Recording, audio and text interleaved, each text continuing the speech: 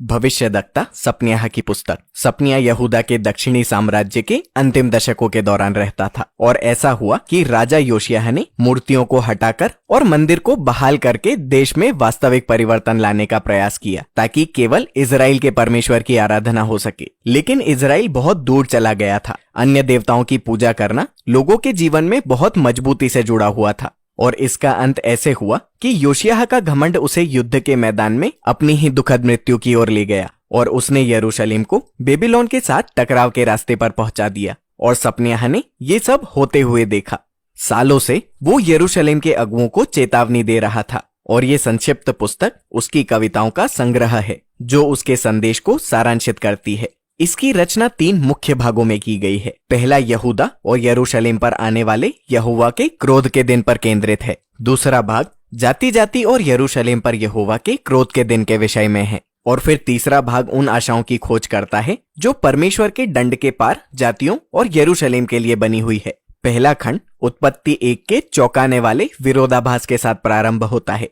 तो परमेश्वर की अच्छी व्यवस्थित दुनिया अब वापस अव्यवस्था, अंधकार और गड़बड़ी की ओर जा रही है जो एक बार फिर सुनसान हो रही है। और जैसे जैसे आप आगे पढ़ते हैं आप महसूस करेंगे कि सपन्याह इन सभी सशक्त काव्य चित्रों को ये बताने के लिए इस्तेमाल करता है कि कैसे यरूशलेम में सब कुछ खत्म होने जा रहा है। नगर के वे सभी स्थान जहाँ कनानियों के देवताओं की पूजा होती थी नष्ट किए जाएंगे। सभी अगुए जिन्होंने अन्याय को बढ़ावा दिया, सभी वित्तीय केंद्र जहां कुटिलता से उधार की लेन देन चलती थी, नगर की दीवारों के साथ सब खत्म हो जाएंगे। सपन्याह इन विनाशक छवियों का इस्तेमाल ये बताने के लिए करता है कि जो होने जा रहा है उसका महत्व क्या है। ये सब उस बड़ी सेना को संदर्भित करता है जो यरूशलेम पर कब्जा करने के लिए आ रही है। अब ये दिलचस्प है कि सपन्याह कभी ये उल्लेख नहीं करता कि परमेश्वर इस दंड को लाने के लिए किसकी सेना का उपयोग करने जा रहे हैं। हमें अन्य भविष्यद्वक्ताओं मीका या हबक्कुक से पता चलता है कि ये बेबीलोन की सेना है, लेकिन सपन्याह कभी इसका उल्लेख नहीं करता। और ऐसा इसलिए है क्योंकि वो नगर के उत्थान और पतन में परमेश्वर की भूमिका को उजागर करना चाहता है और असल में यही सपन्याह को आशा देती है।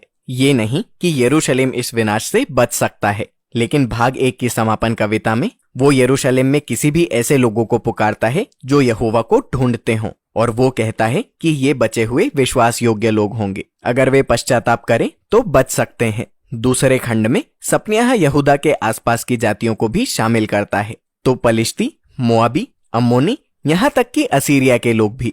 वो इन सब पर भ्रष्टाचार, हिंसा और अहंकार का दोष लगाता है और वो भविष्यवाणी करता है कि उन सब का पतन भी बेबीलोन के हाथों हो जाएगा। और चौंकाने वाली बात यह है कि इस खंड में अंतिम समूह जिसे लक्षित किया गया है वो यरूशलेम के इजराइल के लोग हैं। ऐसा लगता है कि अगुए, भविष्यद्वक्ता और इजराइल के याजक इतने भ्रष्ट और हिंसक थे और परमेश्वर से इतने दूर थे कि परमेश्वर अब उन्हें अपने लोगों के रूप में पहचानते भी नहीं है। और इसलिए ये खंड परमेश्वर के अंतिम निर्णय के साथ समाप्त होता है। वो कहते हैं कि वो यरूशलेम समेत जाति जाति के लोगों को इकट्ठा करेंगे और उन पर अपने क्रोध की आग पूरी रीत से भड़काएंगे। परमेश्वर का न्याय ऐसी भस्म कर देने वाली आग बन जाएगी जो भूमि से बुराई को समाप्त कर देगी, जो वास्तव में बहुत कठोर है। और इसलिए इसके बाद की पंक्ति जो हमें पुस्तक के अंतिम भाग में लाती है हमें बिल्कुल चकित कर देती है। हम पाते हैं कि ईश्वरीय न्याय की जलती हुई आग का उद्देश्य लोगों को नष्ट करना नहीं है, बल्कि इसका उद्देश्य यरूशलेम समेत जातियों को शुद्ध करना है। तो खंड परमेश्वर के ये कहने से प्रारंभ होता है कि वो विद्रोही जाति को चंगा करके एक एकत्रित परिवार में परिवर्तित कर देंगे और जब वे शुद्ध हो जाएंगे तो वे अपनी बुराई से फिरेंगे और यहोवा से प्रार्थना करेंगे। ये छवियां अब्राहम से की गई परमेश्वर की प्रतिज्ञा के पूरे होने को इंगित करती है। उत्पत्ति 12 में था कि परमेश्वर जाति जाति के लोगों को और यरूशलेम को आशीष देने का उपाय करेंगे। पुस्तक की समाप्ति जातियों के केंद्र के रूप में शहर की बहाली पर केंद्रित है। परमेश्वर की उपस्थिति पुनर्स्थापित नगर में उन बचे हुए विश्वास योग्यों के साथ है जो परमेश्वर की दया से नम्र और परिवर्तित हो गए हैं और उन्हें गाने और आनंद मनाने के लिए बुलाया जाता है। और फिर इस विचित्र छवि में हमें बताया गया है कि परमेश्वर एक गीतकार के रूप में गाना चाहते हैं। सपन्याह कहता है कि तेरा परमेश्वर यहोवा तेरे बीच में है और वे ऊंचे स्वर में गाते हुए तेरे कारण मग्न होंगे। पुस्तक की समापन कविता इन बहुत ही शक्तिशाली छवियों के साथ समाप्त होती है कि परमेश्वर बहिष्कृत, गरीब और टूटे हुए लोगों को अपने परिवार में सम्मिलित करेंगे, जहां वो उन्हें सम्मान के साथ ऊंचा उठाएंगे। और इस तरह पुस्तक समाप्त होती है। सपनेहा की इस संक्षिप्त पुस्तक में परमेश्वर के न्याय और प्रेम की कुछ इतनी तीव्र छवियां शामिल है जितनी आप भविष्यद्वक्ताओं की पुस्तक में कहीं नहीं पाते।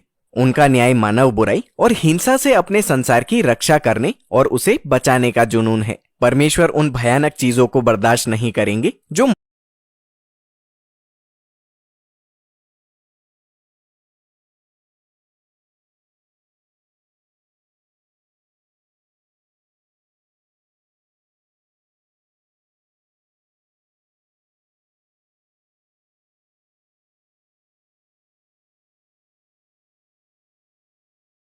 मनुष्य एक दूसरे के साथ और उनके संसार के साथ करते हैं, लेकिन वो बहाल करने के लिए न्याय लाते हैं ताकि ऐसा संसार बन सके जहां लोग उनके प्रेम के कारण सुरक्षा और शांति में फल फूल सके। तो सपनियां हमें परमेश्वर के चरित्र के दो पहलुओं, उनके न्याय और उनके प्रेम को एक साथ थामे रखने को विवश करता है, और वो चाहता है कि हम जाने कि ये दोनों हमारे संसार के भविष्य की आशा है।